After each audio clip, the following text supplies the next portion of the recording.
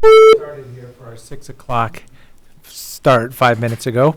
And we got the water discussion started already, but that's just one aspect of this topic. Thank you everybody for joining me. I'm Deschutes County Commissioner Tony DeBone. We do have a quorum of our board here tonight. We want to thank Representative Zika for being here.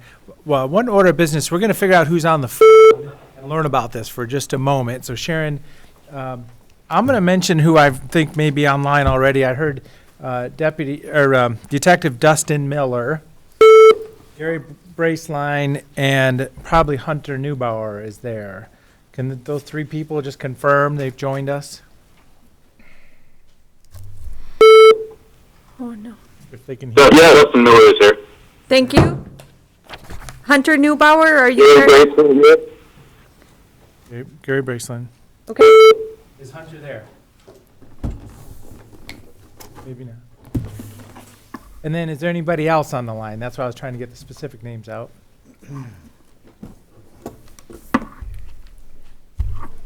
Okay. Well, at this time, we've confirmed Dustin Miller, Gary Braceline, and on the line. We're not sure if anybody else. So a little bit of technology rolling tonight. So the commissioners are all going to take a moment and share our thoughts. This is starting a new cannabis advisory panel appointed by the commission for the community with the guidance of our state legislature relative to the tax dollars associated with cannabis production in Deschutes County. So that's the context of how we got here. Couple thoughts real quick. I've been through this whole thing. Measure 91 was the beginning of it. We filled this room up with land use discussions many times. We saw two very distinct sides of the conversation in this room and in the community. And as I say, I remember Commissioner Chang came on, and was it early this year? I said something about marijuana or something. He said, PTSD from the marijuana meetings or whatever. But it's kind of like that. It's been a rough road for some of the items we've had to deal with here. But it's many years later now, and we're welcoming discussion at the table at this time. So with that, I'll hand it off to Commissioner Adair. Yes, and I want to thank Representative Zika for coming tonight, and thank you, all of you for coming tonight. And I think Jason's supposed to be on the phone. But this is really important, and I realize we're not talking about time, place, and manner, but we are having this group, and we need to meet quarterly in order to get our funding, because, the state went on a moratorium, and we matched that moratorium, but somehow they took away our money. So anyhow, this is important, and I so appreciate input and feedback from everyone here. It's a great Monday night, and thank you. Isn't there a football game somewhere? Yeah. Commissioner Chang. Hi, everyone. Phil Chang, Deschutes County Commissioner. I also just wanted to thank everyone for being here and for participating in this panel. My hope is that this panel is just one piece of starting a new chapter of relationships and policy in our community on these issues that we can, in this new chapter, we can treat legal businesses fairly and professionally.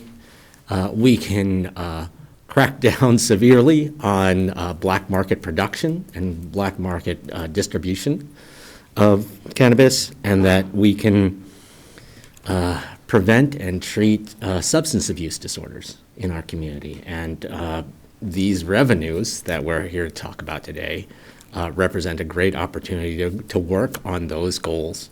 And that's my hope. That's my hope for this panel, is that we can work together to accomplish those three things. So this being the first meeting of this effort, as I say, the Board of Commissioners is in attendance and is participating, but this is going to be a committee of the community that is going to be advisory to the Board of Commissioners. These are open, honest discussions. Communication is advocated for here. We want to make sure we're talking to each other. And as I say, this is advisory to the Board of Commissioners. So even if we are here in the future, we won't be in this same scenario. We may be either sitting at a table or sitting in the audience as commissioners, and possibly giving some thoughts or feedback, but it's your committee. And I want to thank you very much for participating. So this is getting us going here. So at this time, we do have Representative Jack Zika in the room, and Representative Jason Kropp may be available on the phone. So let me see if Jason's available, just technology-wise, to see if he's on the phone. Representative Kropp. Okay, well, you had his chance.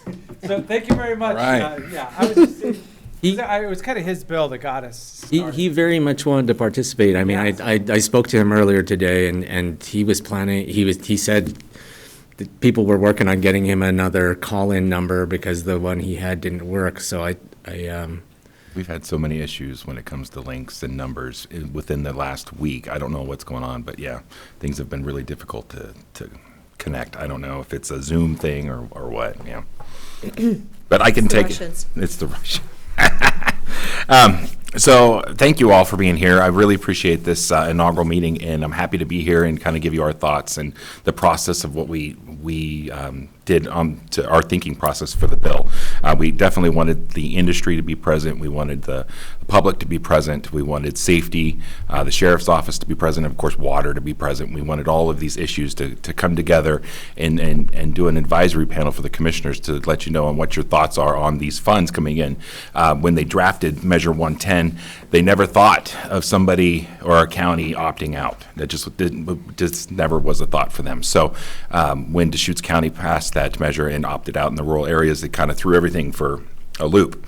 And so AOC said that they never intended for a county not to receive their money. So we came together and we were able to craft a piece of legislation that not only now puts money back into Deschutes County for having the industry here and growers here, but also in case of a county was on the fence of doing the same thing that Deschutes County, because there are counties out there that were talking about it. So this now puts in protection for those counties as well. So that was kind of our thought process, and we really wanted to have the discussion, and so the commissioners knew what the public thought and where they thought these funds should go. So we really wanted your input involved, and so I appreciate everybody being here, and I'll be happy to answer any questions as we go through this process. Thank you. Thank you so much. So any difference on the phone? I guess we haven't heard anybody has dialed in either, so. Okay, Representative Kropp texted me, and he said he thinks he's still waiting for a new call-in number. I sent him a text. Do you have? Good. Well, let's work on that. I can work on that while you guys. Wonderful. So at this time, Peter can take it from there, and we also want to do some introductions tonight, but let's have Peter work. Yeah, thank you, Mr. Chairman, and good evening, everybody. I'm Peter Gutowski, Deschutes County's Community Development Director. Let's introduce the staff that's here. I'll turn it over to Nick if you want to introduce yourself, and then we can kind of skip Sharon and head to Tanya maybe. I'm Nick Ledock, County Administrator. Tanya, will you introduce yourself as our supporting? I'm a senior planner with the county. I'll be your secretary today. Adam Smith, Assistant Legal Counsel. Great, and we have Sharon, our ace in the hole there, administrative assistant. Sharon, thanks for being here. And I don't know if some of you may have had a chance to meet Tracy Griffin, who was here kind of helping set it up and prepare the food. It looks like we may. Is this Representative Kropp? Hello? We could hear you. Hi, this is Jason Kropp. Excellent. Thank you. Okay, thank you for joining us. So I'll take it over. This is Commissioner DeBone, and this is the start of the meeting. We're working through the technology, obviously. Hopefully you can hear me well, but we can hear you very well in the room now. There's a microphone on a speakerphone. And at this time, it's kind of the introduction of the Cannabis Advisory Panel, what it looks like from your point of view. So please take it away.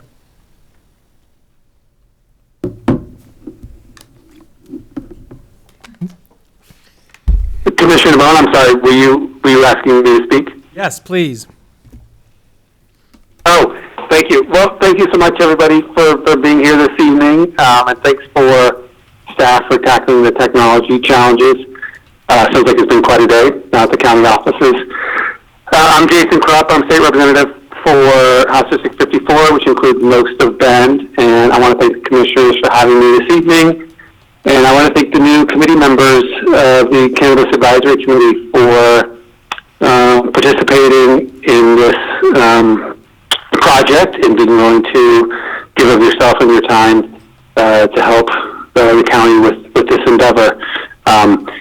So I'll just give a little bit of background. Myself, I helped create House Bill 3295, which led to the creation of this panel. And I think part of my starting point was it seemed strange to me that revenue that was being generated by the cannabis industry here in our county, none of that revenue was staying in the county.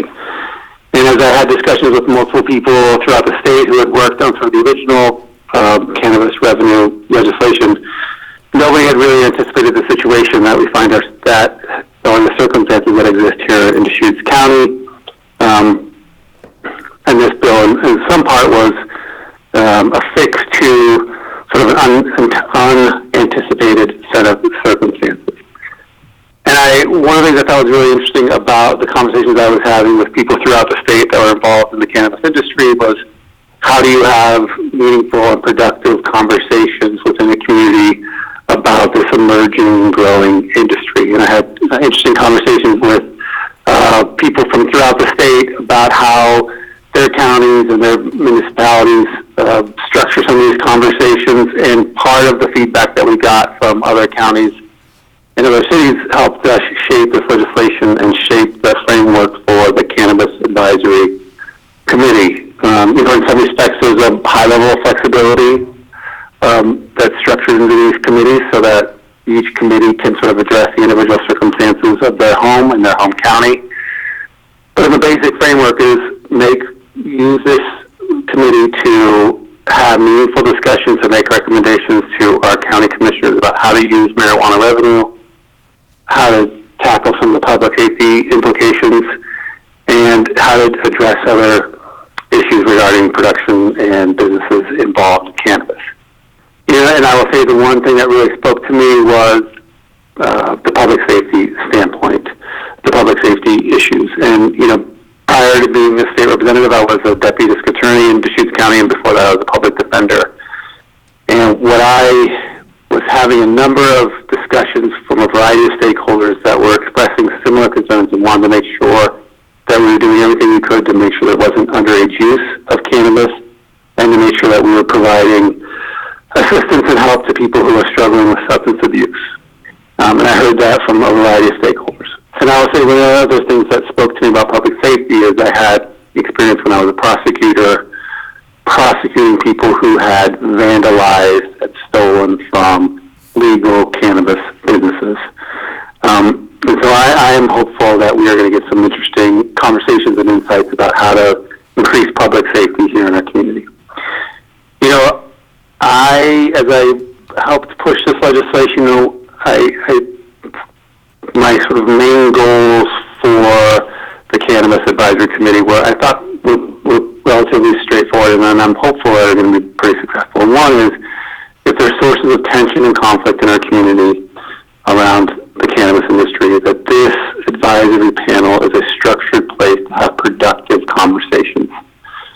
And two, how do we, as a community, maximize the use of cannabis revenue for the maximum benefit for our home?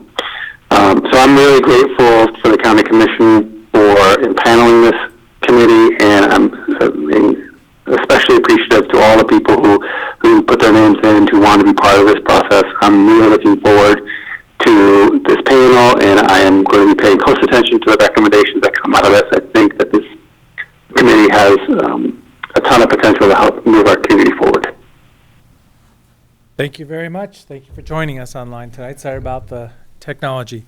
So, yeah. Representative. No, thank you, Commissioner. I just wanted to add one thing to what Jason said. It brought up a memory, and it's we have drug cartels here, You know, they were just in Southern Oregon, and it's really bad. Congressman Cliff Benz was just there. You know, they're really trying to crack down on things like that. And if you remember, back in September 3rd, I just pulled it up, but we had one here in Central Oregon too. So the Mexican cartel is here. So that should be a piece of this, to try to discuss that and make sure that, you know, what do we do, or what safety measures need to be done, you know, things like that. So Jason hit on it. I just wanted to focus in on that piece because it's now here too. I just had a conversation this morning with Rob Bovet, who's the legal for Association of Oregon, counties, and he said there's actually 9 counties, Polk, Yamhill, besides Jackson and Josephine, Klamath, I don't know, it must be Jefferson too. Anyway, he said it's 9 counties, and it is only getting worse, and he is hoping that he can get ahead of it with this next short session. So that was an interesting conversation. And we went on the cartel bust with the 49 greenhouses. Yeah. Wow. It was, yeah, everyone said, how did it get, be allowed to stand so long? It was using a lot of water. Okay, back to Peter, and we're working down our agenda here a little bit. Yeah, thank you, Mr. Chairman, and to Sharon Keith, our executive assistant, for establishing that technology to bring in Representative Croft and Detective Miller and Hunter Neubauer. So I have the privilege of just kind of facilitating the meeting to get us through tonight's agenda.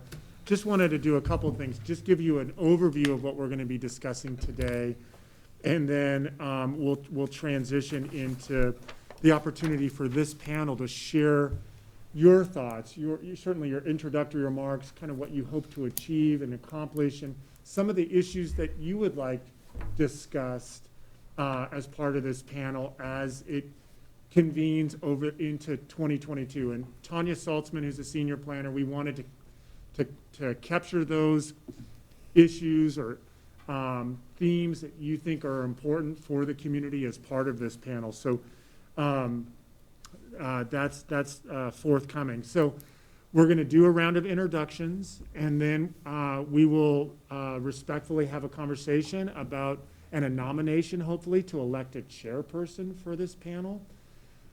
Afterwards, Adam Smith, Assistant Legal Counsel, is going to debrief you on public meeting and conflicts of interest law. You are a public body, and there's certain aspects procedurally that we need to make you aware of. And there's some information in your packet that I'm sure you probably read or glanced over, and that gets into much more specificity. But Adam has given that presentation several times, and we are your resources. So if you have questions about public meetings or whatnot, you are always welcome to reach out to any one of us here to get the information that you need. We did set aside just a few minutes to the extent that there was anybody who has found their ability to call in. But if anyone we had Zoom and someone was participating remotely or had decided to come in this evening, it's a public meeting. We wanted to make sure that the public had opportunities to express their viewpoints. And then as we close the meeting, it'll be talking about next steps and really getting into the more of the substantive issues that this panel will discuss, as noted by both our state representatives and the Board of County Commissioners. That will occur starting in January of 2022. We haven't established the meeting date or time, but we will in the next several weeks to make sure it's on your calendar and we can have a quorum. So unless there's any questions from the panel, what I'd like to do is maybe it makes the best sense to go to those that are on the phone line first. Maybe we start with why don't we start with Hunter Neubauer? Hunter, if you can, we have a good connection here. If you want to introduce yourself, talk about your interest in the panel, and some of the topics that you would like to discuss moving forward into 2022. And like I said, we're gonna note them on a flip chart, but we'll kick off with you, and then Detective Miller, if you would follow suit, and then we'll go around the table here in the office. Gary Braceline is online too. Oh, and Gary Braceland, excuse me, thank you. So I don't even, is Hunter there? I don't think he checked. Had he checked Never in? heard him, yeah. Oh, Hunter was not online, okay. So Dustin Miller, are you available?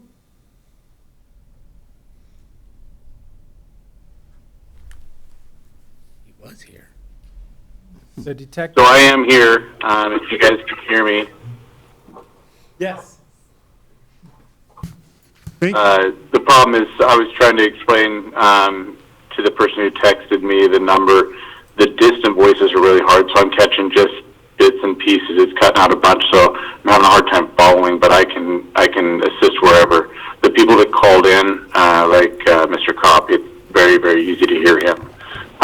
So what are you asking me to cover real quick? So this is time for introductions. Thanks for joining. It's just your personal introduction. This is the group getting to know each other. Okay. So my name is Dustin Miller. I work for the Deschutes County Sheriff's Office. I'm a detective. It's part of the illegal marijuana enforcement team. I've been a detective or a deputy for 15 years with this agency. I've got an opportunity to work all kinds of things through law enforcement, but I've devoted a large portion of my career towards controlled substances, different things like that. I was given the opportunity to have this position here about 2 years ago, and I've been focusing solely on cannabis since then. I've attended a lot of some of our meetings that we've had with the public and with local business owners that have dispensaries and different businesses in town that are around the legal marijuana market. And we have a good community that that does things right. And what I'm here to do is kind of, my position is just to kind of weed out a little bit of the black market so that our people that are doing things correctly and legally can function and operate legally, assisting them, but then also trying to curb the black market side of it that we've seen over the last couple of years kind of come into our community and influence our taxpaying citizens and just with neighbors and different things like that that are impacted by some of the black market side, or I guess the illegal activity. So that's my position, and I'm willing to help and talk about what I'm experiencing to anybody that needs to know or will hear. And so if I can shed some light on that, I will. Great. Hopefully you can hear me okay, Detective Miller, but thank you for those opening remarks. Gary Braceland, would you do the same and offer those introductions and perspectives and some of the issues you'd like discussed as this panel heads into 2022?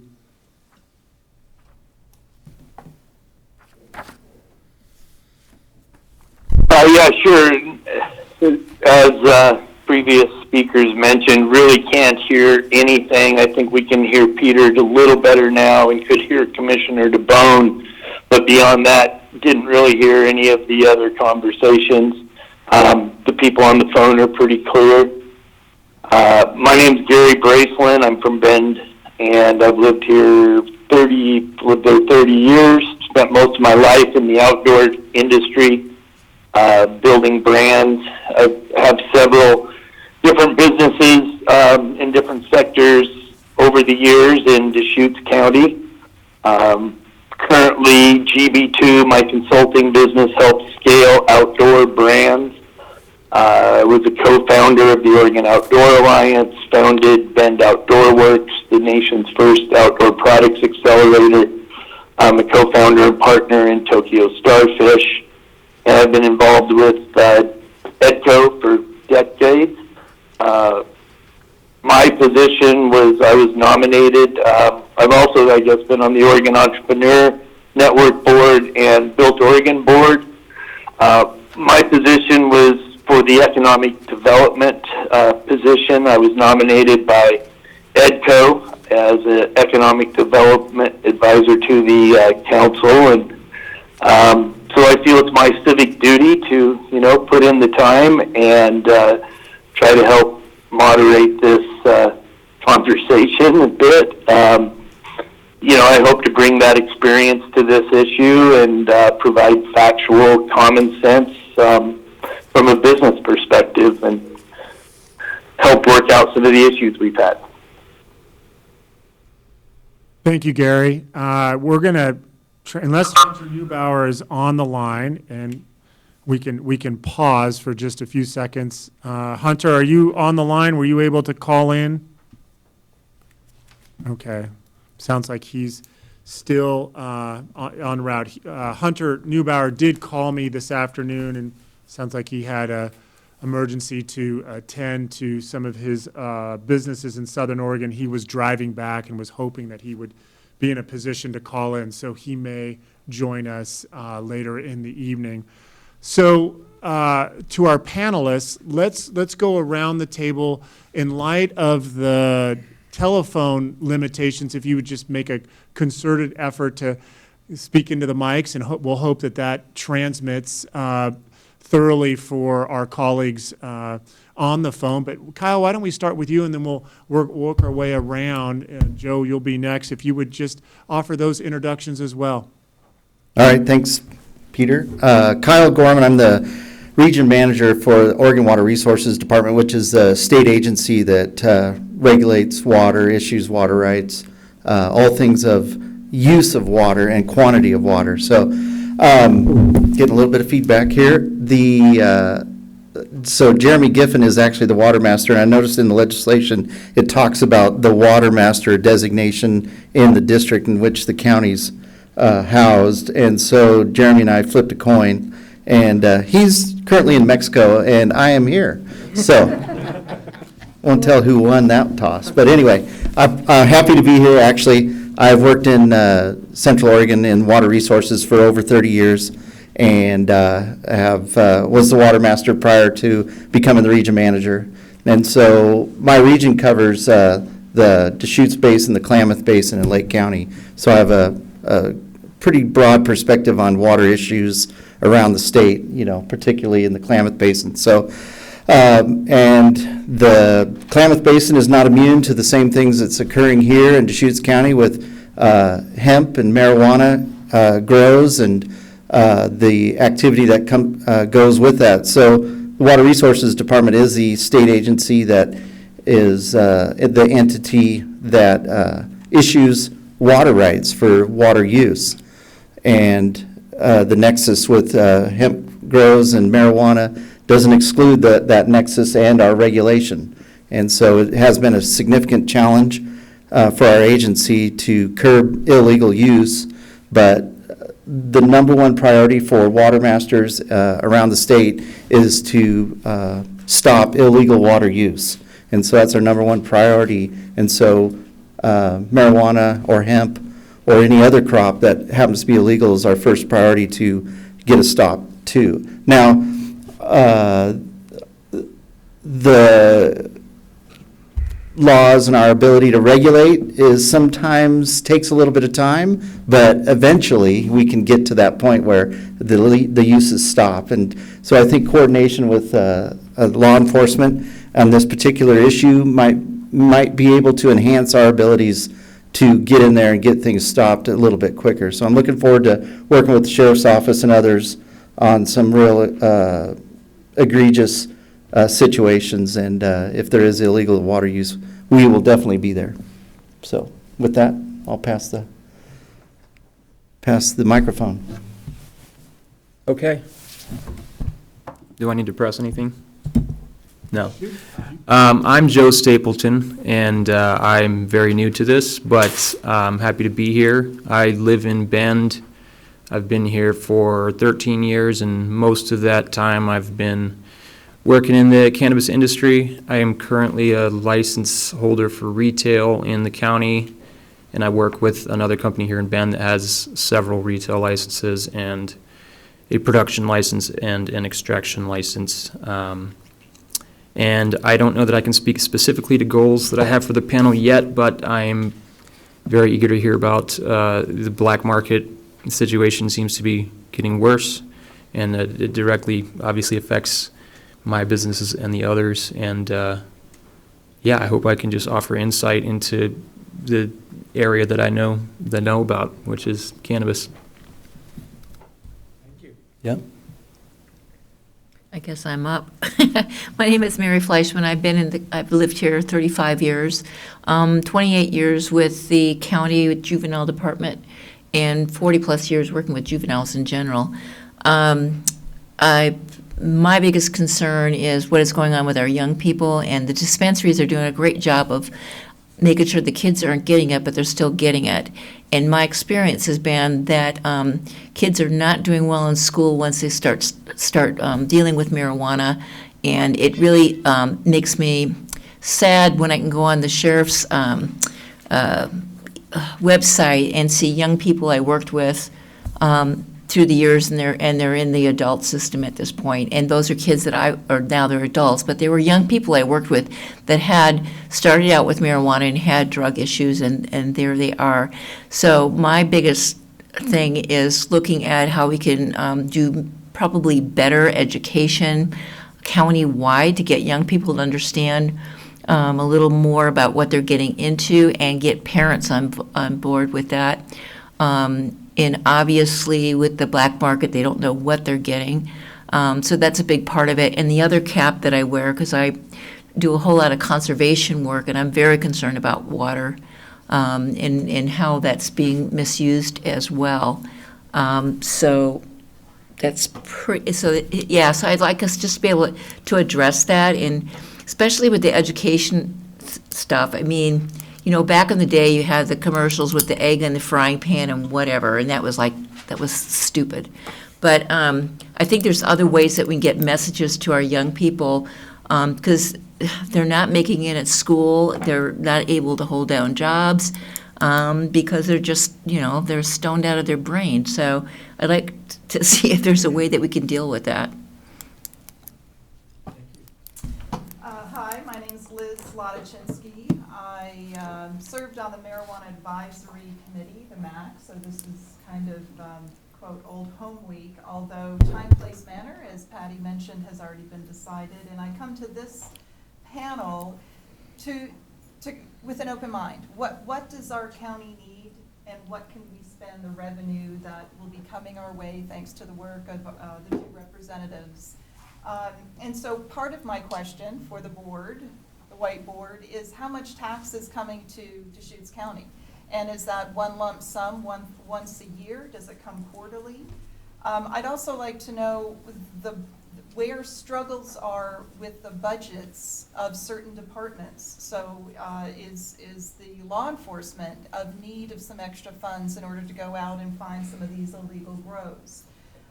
Certainly education for youth and parents to avoid illegal use of drugs is important. And instead of looking myopically at only the issues within the drug community, let's look at our community on a larger scale, and how can we help? What else can we do? So from a standpoint of, what money are we talking about, and how far can that go? And maybe we have top 3 issues that we work on immediately, park some other possibilities for funding later on once we get those things under control, and move on from there. I used to live in the county. I was a resident of Tumalo for 18 years, and about a year and a half ago I moved into Northeast Bend. Thank you. Thank you. All right, my name is Andrew Austin. I am here as representative of the public. I'm also the director of Zone 5 for Deschutes Soil and Water Conservation District, so conservation is also in the forefront of my mind. I don't have a ton of goals well-rounded as of yet, but I definitely like the idea of focusing on education, getting rid of illegal grows for conservation of water, and then also getting rid of cartel use, but at the same time focusing on where our budget is lacking and helping improve that, just because I know there are strengths and weaknesses with all budgets, and as a member of the community, I would like to make sure that we're well-rounded and well-supported. Great, thank you. Panelists, let me just double check to see if Hunter Neubauer has had an opportunity to find a phone line. Hunter, are you on the line by chance? Waiting patiently.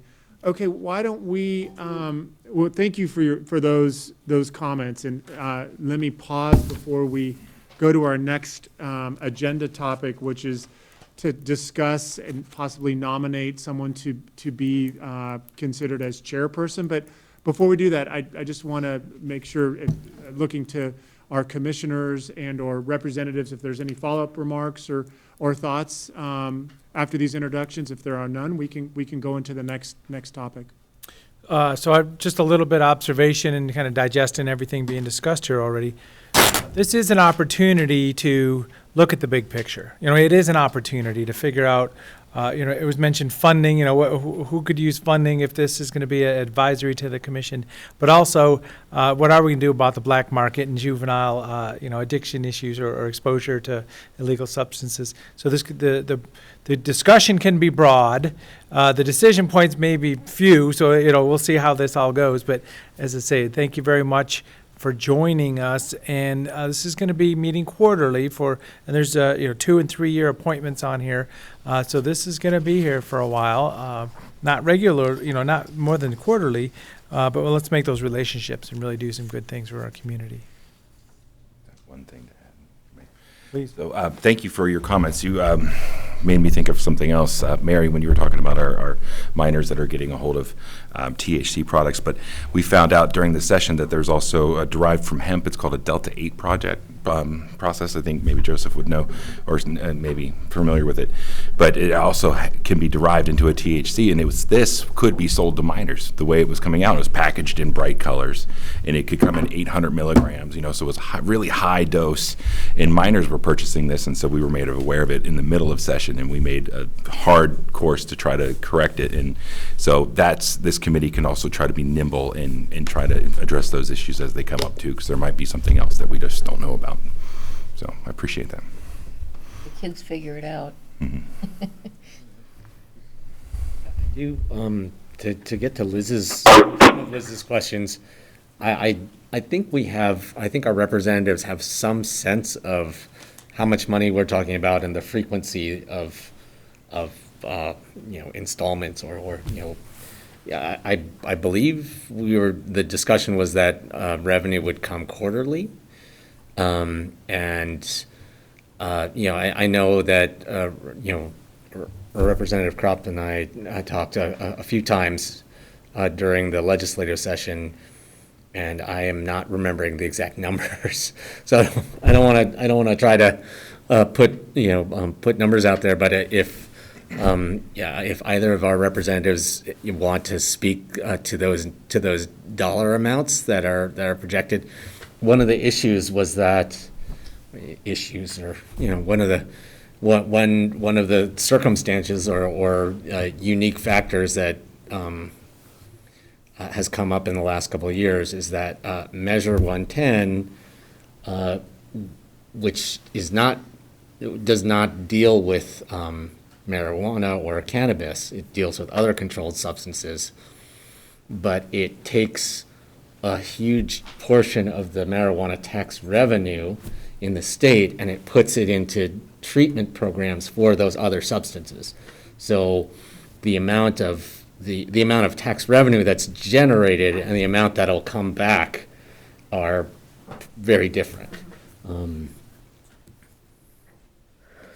I think it was about $400,000 to $500,000 annually coming in quarterly, and Measure 110, it brought that down to like $100 and something thousand. So it changed it drastically. So then the numbers went way down, but then the state legislature may change things around too, because just the way it was voted on and implemented. So very high generic term, but at least it put some scope on it. Sorry. Yeah, I mean, I got the impression that with some fiddling, it could conceivably get up to like 200,000 per year again, but it's not the 500,000 that was coming in prior. Is there any opportunity for there to be the revenue that Deschutes County didn't collect during those 2 years? No. That's history. Okay. It was distributed to other counties. Yeah. It's already been spent. Yeah. I don't know, you know, I don't know, I don't want to be the one who asks them to give it back. But, I mean, that, if there's if that's a topic, is that right, that there was revenue generated here and distributed to other counties? Would that be unanimous decision by this group to say that probably wasn't right? Because what it was is an interpretation by the Department of Administrative Services, OLCC, finance people at the state level said, oh, yeah, well, let's just stop this now because it wasn't clear what it means when you opt out by a vote of the people. So, and then also we can acknowledge, you know, there's some staff type people at the table here and some community members that are ready to take positions. So, you know, for your dynamics, acknowledge who's at the table. You know, as I say, Deputy Miller may be in a different spot than Liz, you know, when you make a policy choice or a recommendation. But I think that's at least a question worth, Yeah. and I guess it is getting written down. writing it Okay, down. good. Yeah. Well, the interesting thing is I just saw the Measure 110 allocations, and there are some counties in the state that are getting zero. So I haven't had time to really dig into it yet, but, you know, to me, that really does not seem fair. Great. Well, thank you. Please join us if somebody's on the phone. Maybe. Yeah, I was going to say, excuse me, I think it was Representative Zika brought up the Delta 8 conversation, and, you know, we might want to clarify that, you know, this is the Cannabis Advisory Panel. You know, Delta 8 is going to be a conversation coming up, but, you know, so is hemp. So just kind of wondering how broad our conversations are allowed to go.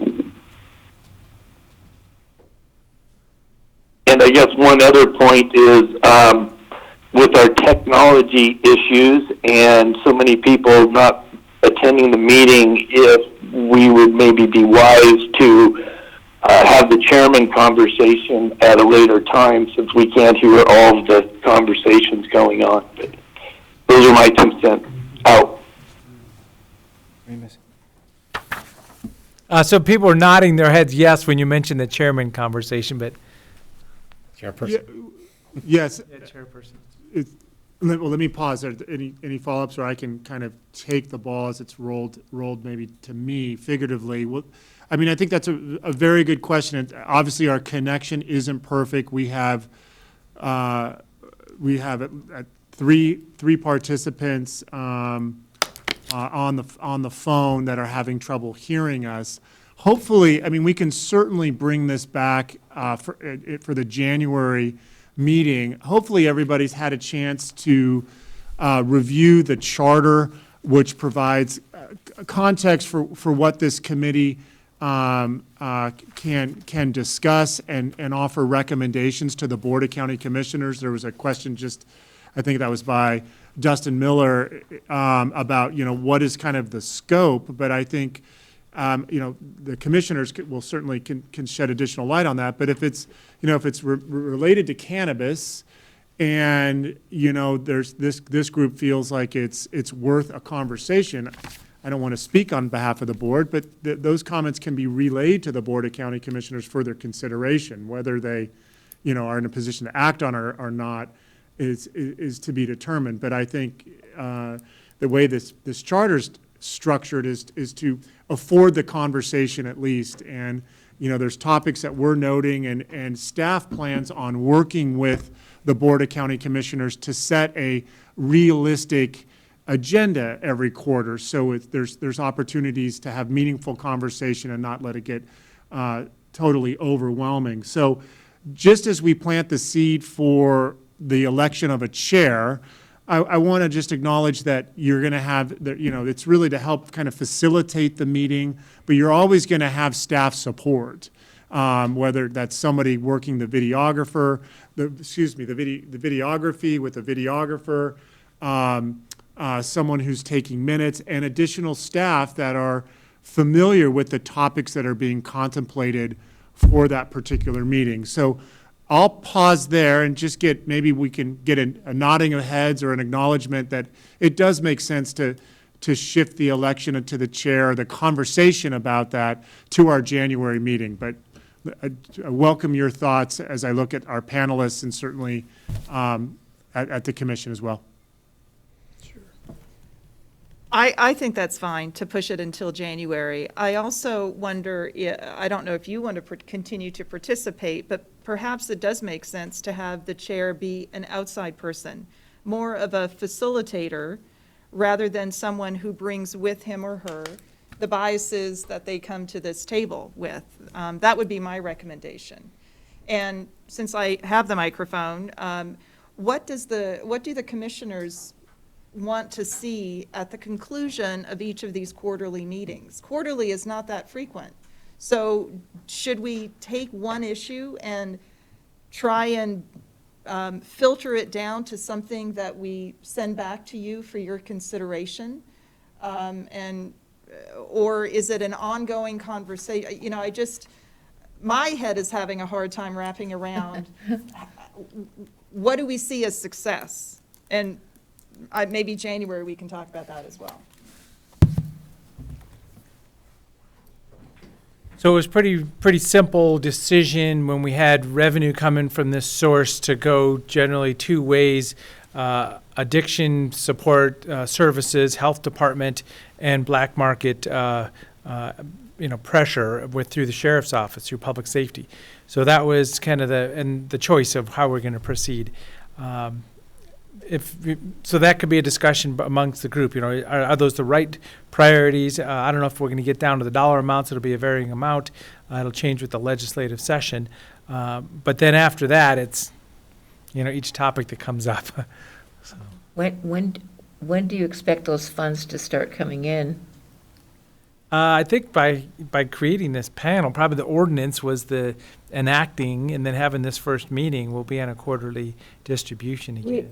We actually had this meeting early because I think the funds will start next year, but I wanted to be sure that there was no doubt that we were not going to get those monies. So anyway, this is kind of like, a preview, and then we start in and we should be getting funding. But then, of course, you see how much it's going to be cut back, so. So you think it was like a January? Or? Mm-hmm. Yeah, January, I do believe. I was going to ask Peter, but I remember January as well. And then if we have a meeting in January, maybe we'll have a really big blizzard that night, and the snow will all fall where it needs to. I mean, isn't that usually what happens? So, but we definitely need the snow, don't we, Kyle? Work real well. We'll have Zoom down to a science at night. It's funny how today actually. Well, and I'm not sure what our parameters are, but I'd even be open to, a shorter open working session between now and then to work a few things out. I'm not sure if that's allowed, but I think we would all be willing to get to work sooner rather than later. That might make sense. I mean, if we want the panel to meet quarterly over the long term, it certainly could make sense to have a little bit more frequent meetings at the beginning while everybody's getting everything figured out. One. Well, and what staff can do, so this is Peter Gutowski. What staff can do is, I think this again, as Commissioner Adair noted or reemphasized, this is really housekeeping to get the panel up and running, and really addressing housekeeping related matters. And what staff can do is, in coordination with administration, is engage the board and think about a suitable agenda topic if there is interest in bridging a meeting between now and January, to ensure that 2022 starts off on a really productive light. I would remind the panel that I think you're aware, it's obviously noted in House Bill 3095, but on page 1 of the charter, there were at least 3 purposes, and they're somewhat open-ended about what the purpose of the panel is. But I think it may be just worth reading very quickly. This is all informed by House Bill 3295, A CAP should meet quarterly and provide at least 3 recommendations. And those recommendations are, 1, the use of money transferred to the county under the marijuana tax revenue program.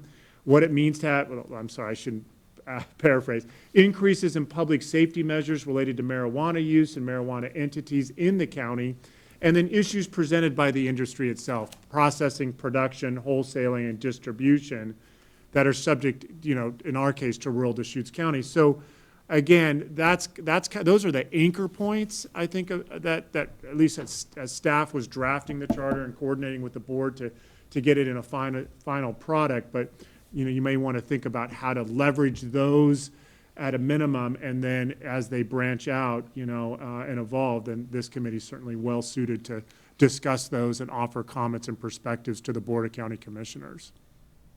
So I don't know if there's any follow-up thoughts about just that aspect of the charter as articulated in House Bill 3295. Maybe each of us should vote on one of those, and quorum says that's our January topic. The first one that you read is very broad. Money's coming into the county. Second one is law enforcement. And I know I would like to learn more from Deputy Miller on what challenges the Sheriff's Department has with enforcement, and then the businesses. So, I mean, for me, if I'm going to vote, I would say number 2, enforcement. Well, it's not something that, we can, why don't we, I think that's a great starting point by Liz Lachensky. Why don't we just think about that? I mean, we don't have to make a decision this moment, but this might be a good time where we're just a few minutes before 7. If everyone feels like they're ready to continue, I would suggest we let Adam Smith talk about the public meetings and conflicts of interest law, because that is going to be important. Just, we do this for every commission, every member of our new member of our planning commission or historic landmarks commission and others receives a similar type of overview and set of materials. So if everybody feels comfortable, we could do that, and then as we bring the meeting kind of to a close, we can talk about what sounds reasonable for building an agenda for January of 2022. How does that sound to everybody? And for those on the phone, hopefully you were able to hear those remarks. And let me check in with you on our phone lines if you have any follow-up thoughts before we switch over to Adam Smith, our Assistant Legal Counsel. Okay, either they support it or they're not hearing us, so one or the other. So I can hear you. To put my phone off of mute. I did hear the majority of what you explained, and I agree with you. Commissioner Chang?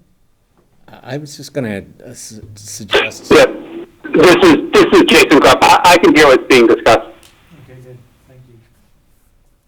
I was just going to suggest maybe we put Adam near one of those little microphones.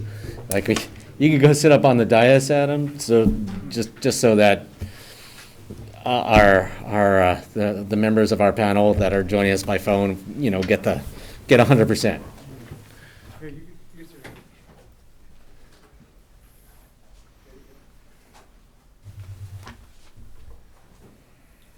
Good evening, everybody. One quick note, we're coming up on 9 quarters since we've received a distribution. We will be eligible for distributions again in January. My recollection is we received those distributions in arrears, so once we're into 2022, there will be a few months before we're actually seeing money. So when we're talking topics and urgency of meetings and those kinds of things, keep it in mind. We should have some time before we're actually seeing some real dollars again. So turning to what I was asked to talk about today, first of all, for the people on the phone, if you cannot hear me and you would like to give me a call, please feel free to do so. I'll try and reach out to Hunter separately and go through these things. There's a couple of things that everybody on the panel should just be aware of going forward. Second, these are just the basics. I'm hoping to spend no more than 5-10 minutes tonight. there are exceptions, there's nuances. If there's ever any questions or issues that come up, please do not hesitate to call me, email me. As Peter noted, there are a number of us who are staff support for this group. I'm one of those staff members who is at your disposal. So we can certainly talk through all these things going forward. And like I said, this is just the basics. It can get a little bit more complicated. So first, I know some of you, Mr. Gorman already knows, I'm sure, that he's a public official. For the other members of the public, congratulations. You are officially a public official under Oregon state law. Welcome to the club. That means that there are some rules and some things that you have to be aware of that are very particular, and most of them have to do with money. So as a now appointed public official representing Deschutes County's interest, you have to be aware of conflicts of interest. There are two types of conflicts of interest in Oregon: an actual conflict of interest or a potential. The difference is would or could. It's an actual conflict of interest if you will benefit financially from a decision that you are helping make. A potential conflict of interest is if you could benefit financially from a decision you're helping to make. An actual conflict of interest, you must disclose that conflict, and usually you're not supposed to participate in that decision, that recommendation, unless there's a rare exception where we can't meet a quorum, which I don't expect necessarily with this group.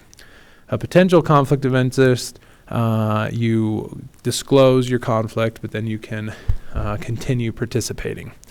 There are several members of the panel who are, of course, representing marijuana businesses in Deschutes County.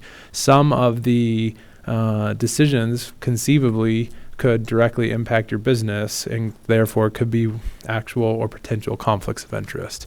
When we get to those issues, let's have sidebar conversations. Let's dig a little deeper into those financial interest and see if it's appropriate for you participating after disclosure, if on some very specific topics, if it's best if you just stay out of those conversations just because of those ethical rules. Any questions, concerns, conflicts of interest? Sorry. I'm not thinking I will have any or could have any, but who do we disclose to? To the group as a whole and to the public.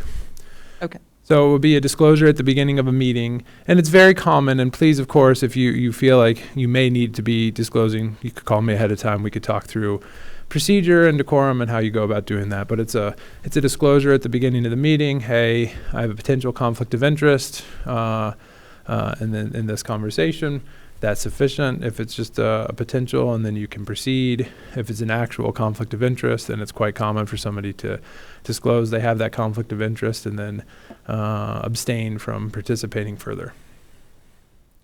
So it would just be at this meeting, at just the beginning of a topic. So second, gifts. You now as public officials have to be mindful of gifts to you. And I kind of work through a 4-step process to see if the gift could be problematic because of your work now with Deschutes County.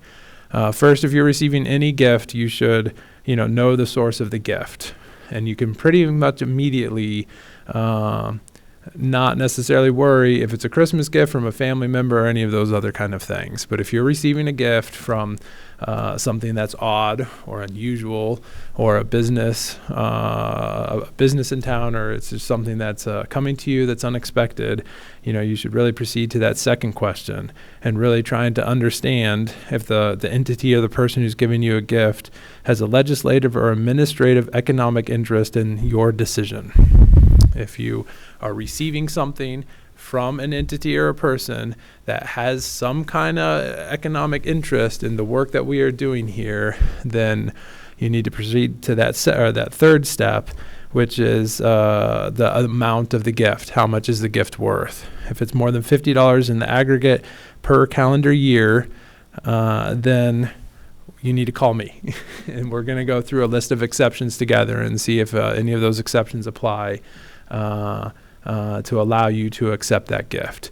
If at any of those 4 steps prior to that, we're not answering yes, then you can accept the gift. So if it's less than $50 in the aggregate, if it's not coming from somebody with an economic interest in the work of this panel, then you're fine. Of course, you can accept the gift. So that should cover, all of the birthday presents, Christmas presents, all of those other kinds of things. Last piece on this, in this context, a gift is described as something that is not made available to the general public as a whole. So if somebody's offering you a discount on something, or something that's just not being offered to everybody universally, if it's being given to you, and it may have a link back to this panel, you need to be mindful of some of those things and go through that steps. Any questions on gifts? Those are really the two. We'll talk about public meetings here in a minute, but I just wanted to start with those two because those are some areas where there's some gotchas where you can get in trouble yourself personally, and you can be personally liable for some of those things. So that's why I really wanted to start with those conflicts of interest and those gift issues that come up. So last topic that I just wanted to mention, this is a public body. The county staff provided in your packet a very long, helpful, quick study on public meetings in Oregon and why we have public meetings. The basics are the business of government should occur in the forefront and with the public participation. We don't do things behind closed doors and cigar smoke-filled rooms anymore. The whole idea is to bring these things out into the light of day and to conduct our business as a government with the public's participation, with the public's knowledge, and with their full consent of that business being discussed. And so this advisory panel very much falls into that mindset of conducting its business in public. So a couple of quick things to go through. What is a meeting? Well, a meeting for these purposes is emails, phone calls, Zoom meetings, a hybrid meeting as we're doing today. All of these ways in which the business of this panel is being discussed is under the law a meeting. It is not restricted to just being face-to-face with somebody. Email conversations, text messages back and forth. All of these things can constitute public meetings under the law. The issue you need to be aware of is when you are discussing the business of the panel and it is with a quorum or more of the participants. So the Deschutes County Commissioners have it tough. With only 3 people on the county commissioners, with only 3 county commissioners, a quorum is 2 of them. Any conversation that the county commissioners have about the official business of the county is supposed to be through and during a public meeting. Because this is a much larger panel, there's a little bit of flexibility, and there are opportunities for you to discuss the work of the panel offline. But I have to encourage you and do a little foot stomping there. You have to be very mindful of the numbers. It so often happens that there's an email between 2 panel members, for example, that is forwarded to somebody else, forwarded to a couple other people, and somebody responds, and all of a sudden that conversation that began with just 2 people became a public meeting because of the cumulative participation of the panel members. So be careful with those kinds of conversations that are not happening in the public forum. You got to shut it down and ensure from the outset that it doesn't include enough members to constitute a public meeting. So what is quorum for this group? It's a little bit complicated because of the Board of County Commissioners' participation. I would recommend that if you're having any meeting with more than 4 people, that you're constituting a quorum for public meetings purposes, and you should shut it down and move that meeting into the next quarterly official public meeting that we have here. Right, and the reason why I'm saying it's complicated with the quorum is I expect that perhaps going forward the county commissioners may appoint 1 of them to participate, and so that will change the quorum numbers. If all 3 participate, it changes the quorum numbers. So I'm recommending going with the minimum number that we could ever pretty much add up to, which would be 4 of 8. That would constitute the quorum. Adam, I mean, when we discussed this on the board, I think there was a general interest in if one of us participated long term, it's still being sort of an ex officio kind of role.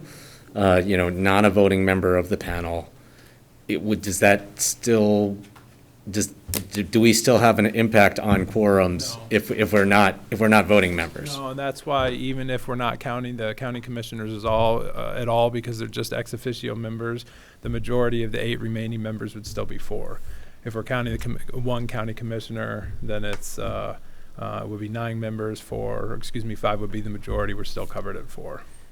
So that's why I'm recommending until it's more solidified and the county commissioner's participation is understood. I would just for safety's sake and to ensure that we're all protected here, watch out for conversations of 4 or more. And then last, it is not a public meeting unless you're discussing business of the panel itself. So if 5 of you happen to all be at the same event, it doesn't necessarily mean it's all of a sudden a public meeting. Nobody has to go home and not participate in the Christmas party or any of those other kind of things. But you do need to be careful to not discuss the business of the Cannabis Advisory Panel.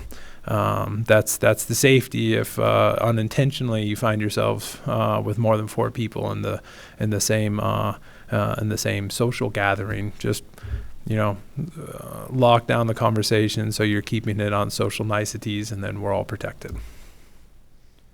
Any questions on just those few things? Again, this is just very quick things, and my intention is to just raise some topics for some of you who are perhaps new to some of the government operations and how these things apply. I have numerous cards. I'm at your disposal. If anything comes up over your course of time working with Deschutes County, please don't hesitate to call me. This is part of the reason I'm here, is to help you work through these things and the awkwardness that may come up. Can get a lot more complicated, but if we stick to these high points, then it's usually pretty simple to manage. I have a question. Yes, of course. As a business owner, if I was advocating for more funds for law enforcement to combat black market, and that would possibly drive up sales at a retail location I have, would that be a conflict of interest? I think there is a distinct possibility that is at least a potential conflict of interest, and depending on how closely connected it would be, could even be an actual conflict of interest. It's really the difference between the would and the could, and how certain are we that the law enforcement activities would curtail black market, which would then improve your business. Again, as I noted, most of the time, the way these panels are structured, we're not necessarily going to encounter these conflict of interest here. With the way the state statute set up this particular panel, we're going to encounter this at some point. And I very much suspect that you and I and Hunter and I will probably have some conversations about how to handle these things going forward. Thank you. Well, and I'd like to respond a little bit. So that's not a bad thing. I mean, just by you asking that question already, that's a perceived possible conflict in the future. And you're already discussing it in an open public meeting. So, I mean, you've already kind of diffused the first step of that by saying, I wonder if there could be a conflict there. So, and then, you just keep bringing it up if you're ever voting on a very specific item, too. Okay. With your particular circumstances, especially with the state statute denoting that you should be part of this, and the reason you're part of this is because you have an economic interest in these conversations, it does, so to be frank, I'm not 100% positive on if it's an actual or potential. And as we're exploring these issues going forward, we may even want to ask for an ethics opinion from the Attorney General to get some clarity on this particular issue. The situation you brought up is on the nose with some of the issues that I've been scratching my head on. Is that an actual or a potential where you can disclose and still participate? If you're prevented from ever participating, it kind of defeats the purpose of you being on the panel in the first place. And as I said, state statute declare that we should have representatives from marijuana business owners in our community. Right. So we got to find a way to work through that issue, or it's senseless to have you on the panel. So like I said, I expect that you and Hunter and I will all be talking through some of these issues going forward. Should I jump in? If you're going to advocate for something against something that's illegal, I think you're going to be safe. Okay. Honestly, yeah. Right. Let's hope so, anyway. seems to make the most sense. But better to be safe than sorry, so. For sure. Okay. To echo Representative's point, absolutely, always defer to disclosure. Like, don't, these are not the areas where we want to be looking for loopholes where it comes to public meetings laws, gifts, or anything else. Err on the side of safety. Disclose, don't accept the gift, shut down the email conversation. It's far better for us to just put everything out there in the eyes of the public and, hey, this is what's going on, let's work through it, and then almost always we will be, the outcome will be better if we handle our business that way. And last, please also feel free if you have any questions about the mechanics of how the opt-out has occurred or what that has done with the funding or any of those other kind of things. Like Peter or Tanya, we're all intimately involved with what has occurred the last couple of years, and I'm happy to have any conversations about those things as well. Thank you. Thank you. Thanks, Adam. As Adam's kind of rearranging, coming back over to the other side of the meeting room, a couple other things that we've found work well for other advisory bodies. You might find something that's useful or interesting or related to this cannabis advisory panel. If you send it to staff, if you send it to me or Tanya or the representative, we can forward it to the cannabis advisory panel, minimizing that unintended consequence where you know, if you send it directly to the panelists and then all of a sudden there's a fall, hey, that was a great point, and then all of a sudden you create your own kind of correspondence or conversation, and the moment you exceed that threshold, which becomes a quorum, it becomes a public meeting. So the safest thing to do is if you find something you want to share, send it to staff, and then we'll blast it off. Hey, you know what, Joe Stapleton found this article that was interesting about topic X. We're forwarding it on his behalf. So that can just, again, minimize those unintended consequences of having a de facto meeting with email conversations.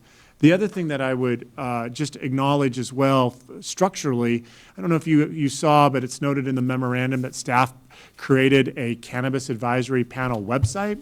So it has the membership and the charter and House Bill 3295 and the order that created this panel. But it also has a general cannabis advisory panel email.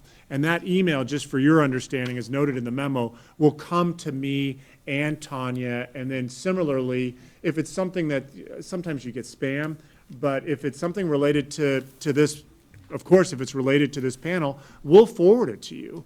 And then, can work with the panel at large about if there's something that should be included or a broader conversation for a subsequent meeting. So just, we plan on keeping the website active. It'll have the meeting agendas, the packet at large, the approved minutes, so that the public can track the conversations that are occurring. So we're at 7:15. I don't know if anybody would like is anybody interested in a few-minute break to go to the bathroom? Do we feel like we're ready to kind of charge forward? Well, what I would offer for this group's consideration, again, I don't know if we need the full 45 minutes. Again, this was just to establish the structural kind of integrity of the panel. But what I heard is, we know that there's great interest in rolling up this, figuratively, everyone's sleeves and start talking about the Deschutes County's marijuana program as it pertains to House Bill 3295. And what I heard were kind of three prominent themes. One is education's not in any particular order, but education is a very prominent theme about alerting parents and the youth and others about what it means to have a substance like marijuana, which is legal and regulated in Oregon and in rural Deschutes County. And so one topic, for consideration could be, what are we doing, what is the county doing now or public health doing now as it relates to education? The other is, and Joe just brought it up hypothetically, relating to Adam's presentation to conflicts of interest, is what are we doing now about enforcement? What do we know about the black market? What are some of the trials and tribulations and success stories that our law enforcement has experienced That alone could be a topic or some offshoot of that. And then the third piece is the revenue component. And, knowing how much we receive informs how this group can guide the board or offer recommendations about options for how that money can be best leveraged. And so one topic for the group is, again, if you want to identify any one of those themes, what we thought of as staff constructively is we would work with the Board of County, our thought was we would work with the board prior to every quarterly meeting to make sure that we had shored up a reasonable agenda that fits within a 2-hour period, that possibly has keynote speakers, has background information. So this conversation for maybe for the next 15 to 30 minutes, if you have something that really resonates with you that would provide that initial investment for the January meeting, staff can then work with our colleagues to build that agenda, of course, in collaboration with administration and the Board of County Commissioners, to make sure that this seems reasonable, again, for the next topic. So that's a lot to consider, but I offer it for your consideration if that's helpful, and I certainly we welcome any input that the commissioners or representatives may have as well. I think getting more information specific about, not what you read in the paper, but from enforcement's, their perspective. What are they seeing? What are their limitations? Just getting more boots on the ground, kind of understanding of what's going on in there. Is there specific areas or whatever, but just kind of getting a better picture of what that looks like. Because otherwise, I know for myself, I just know what I see on the news or read the paper. That doesn't tell me a whole lot.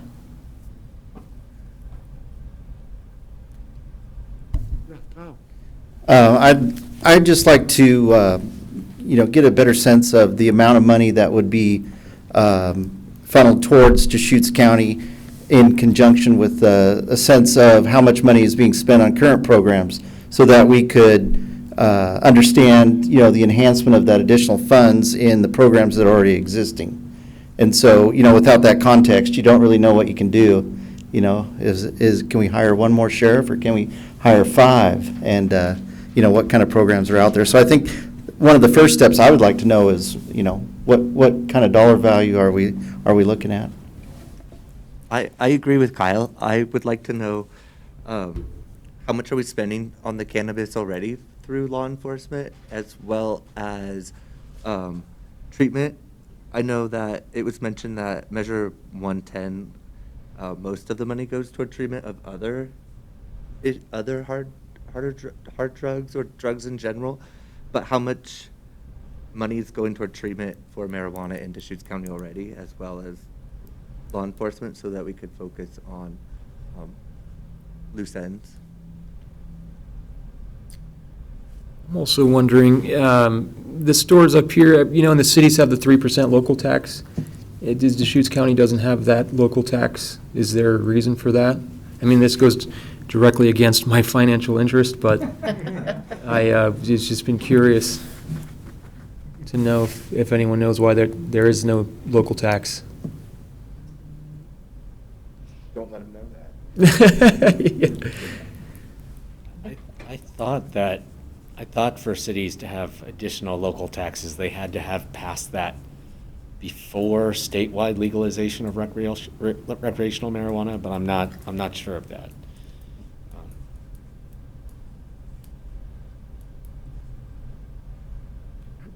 Well, what we can do,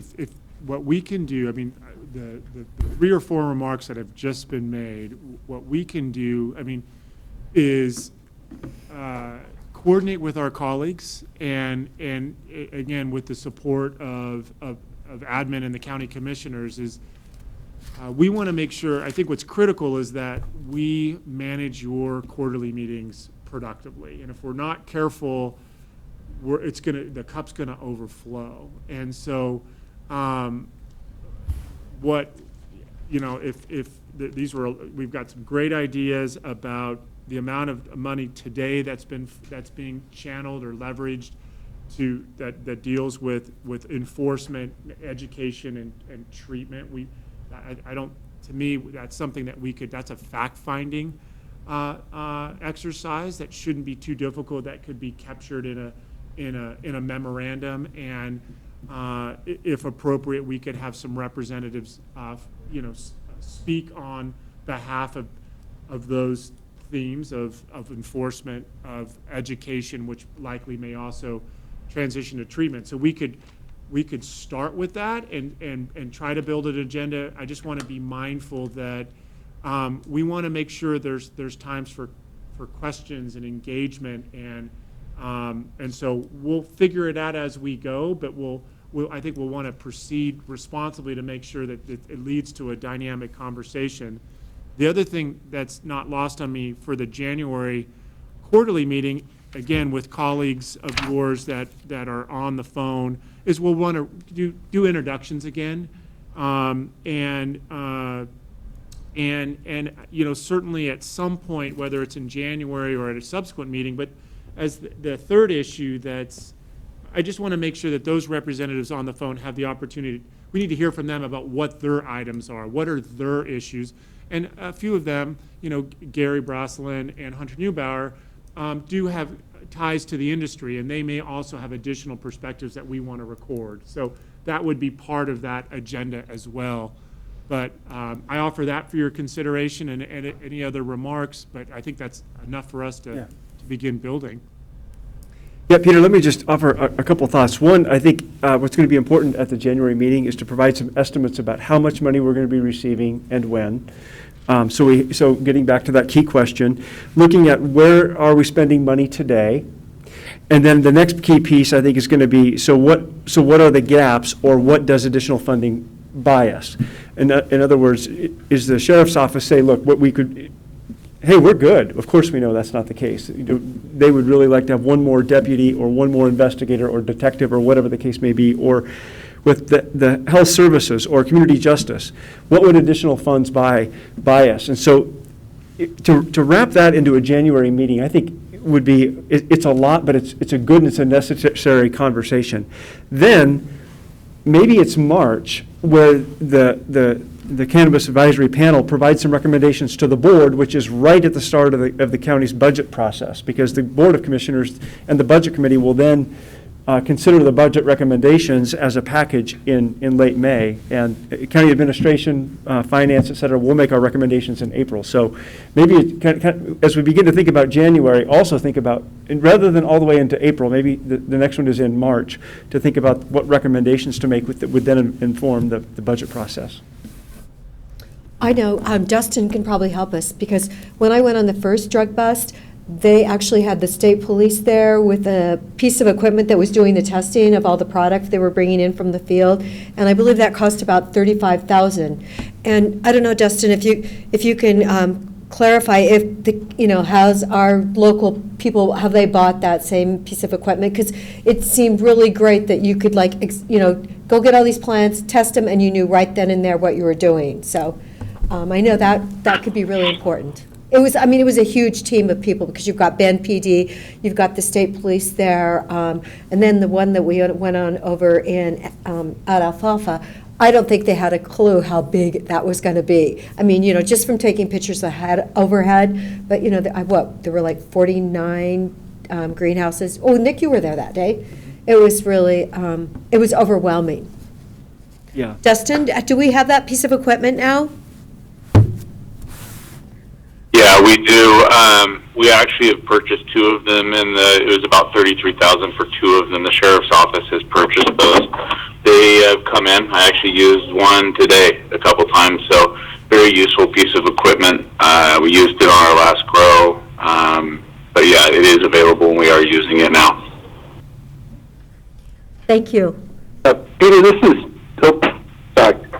Jason Krupp. Can I go back and answer the expected revenue question? I was doing some digging, and I think I found the answer to that question. Please. So I had the Department of Revenue run some numbers for me, and just to ballpark what that revenue would look like. And so if there was an effect right now, they projected right around $47,000 a quarter.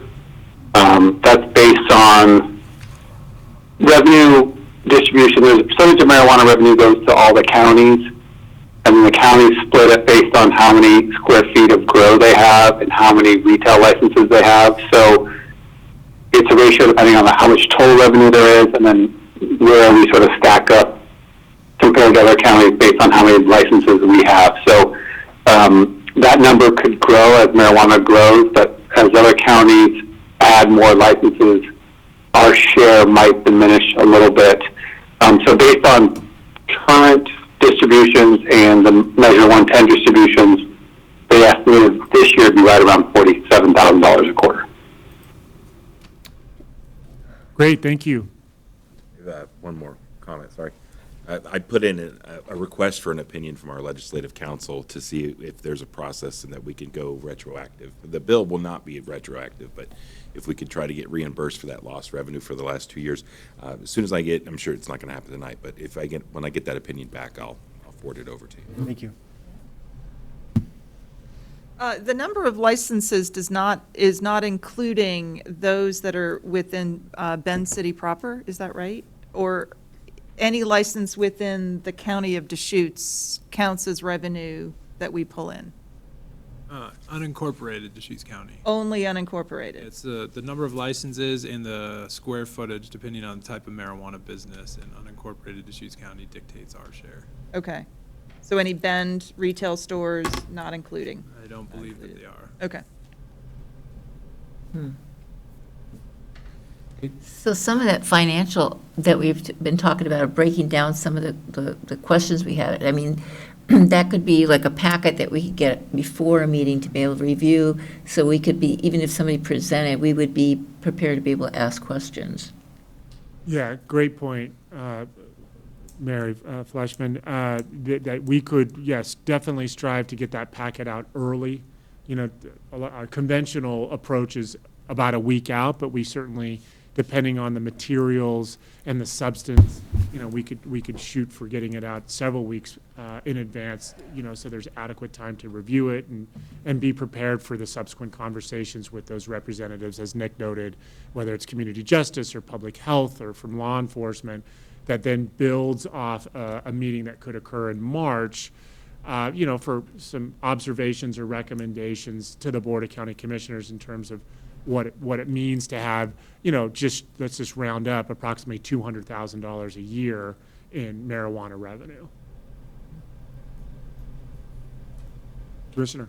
I just wanted to when Nick was laying out some of the information that could be presented or the story that could be told at the next meeting, I think it'd be useful not just to say, what are we spending right now, but also to go one stage even farther back when we were getting $400,000 or $500,000 of revenue, how are we using it, and then talk about what we're doing right now as essentially backfilling, you know, because when we were getting $400,000 or $500,000 a year, we were sending a certain amount of dollars over to support Detective Miller and his team, and we're not, you know, at the current moment, we're not getting that.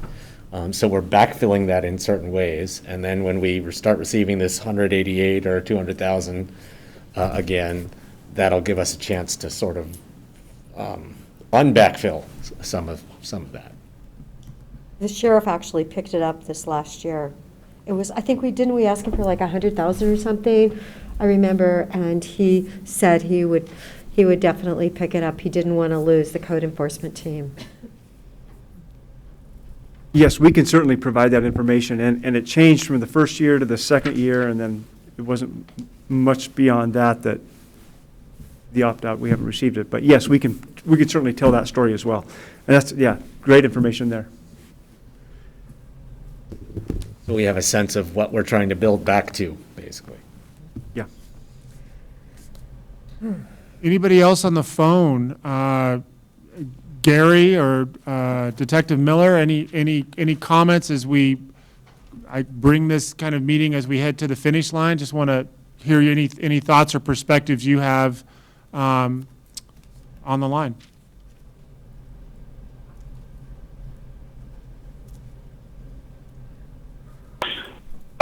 I'm here. I'm still having a hard time copying some of the conversation just because it is broken. But I think I'm maintaining pretty good. I'd rather have this meeting in person. Next time I want to make it a point to be there in person so I can track a little bit better. But I don't have anything else to add.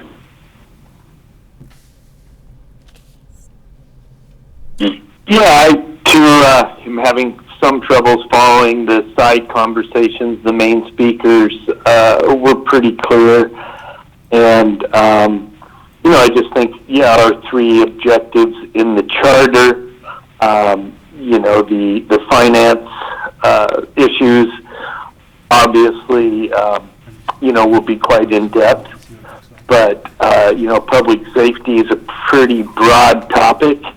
And obviously, industry issues will be a pretty broad topic. So I think there's going to be quite a bit for us to work through. And the sooner we could, get that budget information and the package you're talking about, maybe the numbers of licenses, in the unincorporated areas, and all of that packet of info. As I said, I would be available if there was a working meeting that we can have within our parameters prior, so maybe we can work through some of that and be more effective in starting January. But sounds like we have a lot to work on. Great, thank you for those remarks. Let me as I look at our panel, any closing remarks as we wind up our first kickoff meeting of this Cannabis Advisory Panel. I do have a question. Would you prefer us to send emails to that Cannabis Advisory Panel email address that you've set up, or should it go to you directly? No, great question. I would let the Cannabis Advisory Panel email be available. That's really designed for the public. Okay. If you have information or comments or questions you want to send to staff, you can send them to me directly. Okay. And then staff has been very helpful in being available. We may not know all of their names and email addresses and phone numbers, so could we get a list of staff that is here to support us? Absolutely, and that conversation, I think, is also going to be occurring with the Board of County Commission, just in terms of which department, whether it's the Community Development Department or an admin, that just to be honest, that remains a work in progress. Again, CDD is happy to be in this position, especially in this interim role, to help set it up, since we staff several committees on a regular basis. But we will certainly keep this panel up to date on who its support staff is and how best to convene and communicate those issues that will inform subsequent panel agendas. And finally, in deference to in deference to Adam, is it possible for us to get names, contact numbers, and phone numbers for the members of the panel, recognizing that we cannot do quorum meetings, but if we have a one-off question, it might be helpful for a phone conversation. So just in deference to what you told us about. No objection from my part. Of course you can have each other. Okay. So I don't know if you want to reach out to all the panel members to see if we get permission. And for those that are listening online that may not have heard that, the question was being able to receive the personal emails and phone numbers from the Cannabis Advisory panelists, if it's acceptable to reach out one-on-one if there's follow-up questions or comments. And the answer is that information can definitely be made available. So I will send it to the panelists. I have a sheet that acknowledges the staff, the panelists, and I can include everybody here on that. So it's a 1 or 2 page contact list that you can keep and reference as needed. Yeah, the only nuance is one thing that as a staff level, what we really try not to do is to provide any of your contact information to the public, because you're private citizens, most of you are, with personal emails and telephones. And so we're with the Planning Commission, with the Landmarks Commission, we're very respectful of of your privacy. So it's kind of it's that balancing act of what, we can put the names and the terms, for example, on the website, and then we can share with you, for example, but I would only say we would provide the emails and/or telephone numbers for members that are comfortable providing it.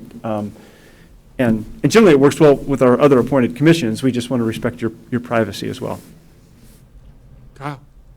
Thanks, and I apologize for folks. This isn't a closing remark. It's actually a somewhat of a background question for you. I always think about never trying to reinvent the wheel, but you use the word colleagues, and that made me think of all the other counties around the state. And do the other counties have a similar cap, and what progress have they made? Are we leading the way, and so they're going to be looking to us for our expertise and experience, or can we do it the other way around? I believe you are the lead ship here. I don't think there's any others. Because Deschutes County was the only one to opt out, and this is how we just created this. I see. No But- pressure. But I'm also under the impression that there are cannabis advisory panels like this in operation in Southwest Oregon. And, just because they didn't opt out, like they set up panels without the need to secure the revenue. But I think they have panels that are involved in allocation out of the revenue. Yeah, I believe there's some cities that do have panels, yeah.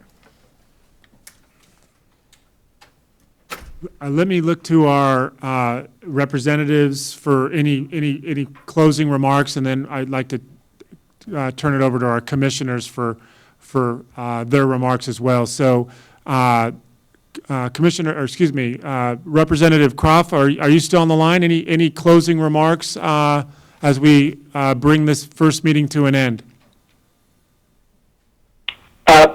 Yeah, just I want to say thanks again to everybody for being here tonight and participating, and I look forward to these discussions. I think they're going to be very helpful for our community. I just want to thank everybody for their time. Thank you, Representative. Representative Zika.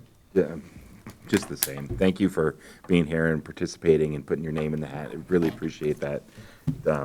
It takes a lot to serve in a public committee, and it takes up your time and your personal time, so I really appreciate you doing that. And just watch out. Once they know that you'll volunteer, they'll start asking you to be on a lot more committees. So. Thank you. Mr. Chairman, I turn it back over to you. So just a little bit of business. Let's acknowledge, according to the published agenda, 7:40 for public comments. So we can take a moment, and I don't think there's any public in the room. Making sure there's nobody on the phone, though. Is there anybody on the phone that we might have missed that's been waiting for a public comment? Seeing none. Also, we do have a recording of audio and video of this meeting. So if this was a Zoom meeting, there could be the raised hand feature and public comment or possibly participation via Zoom. So we're missing that whole technology layer tonight. But also, this will be uploaded to the website or available in our public meetings at some point. So that's we do have some room cameras in the room and some videographer working back there. Also, one of the concepts that was provided was the concept of community development department or administration possibly managing this meeting, staffing this meeting. So this is a discussion. I think Commissioner Chang brought it up first, and that's community development is land use, the permits associated with building a house or the land use associated with development. And then this is a policy / financial discussion possibly. So maybe it should be under administration. So we kind of left that open for now. So it's being staffed like a planning commission meeting is kind of what it feels like tonight. So it could change in the future. So, and your guidance on that may be helpful too. How much of this is kind of the black and white of the dollars associated with the revenue? How much of this is the community engagement about the topic? Are there going to be people that really follow this or not? We'll find out. How much of this is going to be, that split world we saw no matter what we did for a couple of years? There was two sides of the story and it just wasn't coming together. So that's what I saw. So those are my comments. I don't know if there's anything else. No, I do want to thank everyone, but it does show you tonight how good, it's so much better if everyone is in the room. Truly, this was I'm so sorry that it didn't work out well, but it wasn't Sharon's fault. Hopefully, everyone can be in the room next time. It was someone that cut the line. That's what we heard, right? So, but I do thank you. I appreciate, and, it seems so, 47,000 a quarter seems pretty immaterial. Hopefully, that number's going to go up higher. We'll have to see, but I appreciate. So thank you, and let's hope we can be in the room in January, or a big blizzard.